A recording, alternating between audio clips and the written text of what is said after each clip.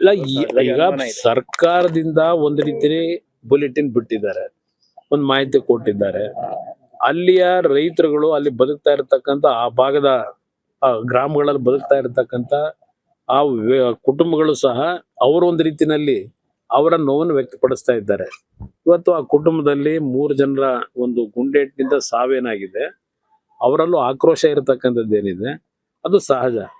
ಇವತ್ತು ಸರ್ಕಾರ ಅವರಗಳ ಬದುಕಿಗೆ ಆ ಒಂದು ಕಾಡು ಪ್ರದೇಶದಲ್ಲಿ ಬದುಕ್ತಕ್ಕಂಥವ್ರಿಗೆ ಒಂದು ಉತ್ತಮವಂತ ಬದುಕಿಗೆ ದಾರಿ ಮಾಡಿಕೊಟ್ಟಾಗ ಇಂಥ ಘಟನೆಗಳಾಗೋದಿಲ್ಲ. ಇದನ್ನ ಸರ್ಕಾರವು ಅರ್ಥ ಮಾಡ್ಕೋಬೇಕು.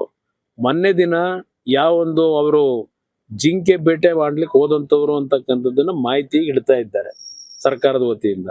ತನಿಖೆ ಮಾಡಿಸ್ತೀವಿ ಅಂತ ಮುಖ್ಯಮಂತ್ರಿಗಳು ಹೇಳಿದ್ದಾರೆ.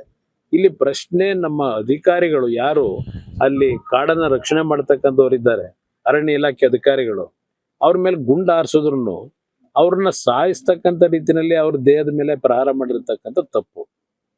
ಅಲ್ಲಿರ್ತಕ್ಕಂಥದ್ದು ಪ್ರಮುಖವಾಗಿ ಇಲ್ಲ ಕಾಲ್ಗೋ ಇಲ್ಲ ಯಾವುದೇ ರೀತಿಯ ಜೀವಕ್ಕೆ ಅಪಾಯ ಆಗದೇ ಇರ್ತಕ್ಕಂಥ ರೀತಿಯಲ್ಲಿ ಗುಂಡಾರಿಸಿದ್ರೆ ಆಗ ನಾವು ಒಪ್ತಾ ಇದ್ವು, ಎಲ್ಲರೂ ಒಪ್ತಾ ಇದ್ರು.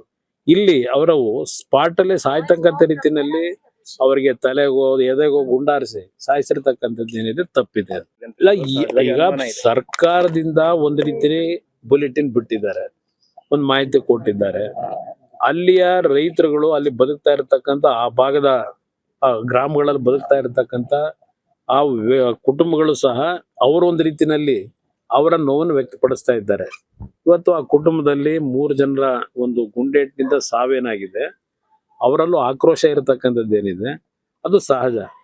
ಇವತ್ತು ಸರ್ಕಾರ ಅವರಗಳ ಬದುಕಿಗೆ ಆ ಒಂದು ಕಾಡು ಪ್ರದೇಶದಲ್ಲಿ ಬದುಕ್ತಕ್ಕಂಥವ್ರಿಗೆ ಒಂದು ಉತ್ತಮವಂತ ಬದುಕಿಗೆ ದಾರಿ ಮಾಡಿಕೊಟ್ಟಾಗ ಇಂಥ ಘಟನೆಗಳಾಗೋದಿಲ್ಲ. ಇದನ್ನ ಸರ್ಕಾರವು ಅರ್ಥ ಮಾಡ್ಕೋಬೇಕು.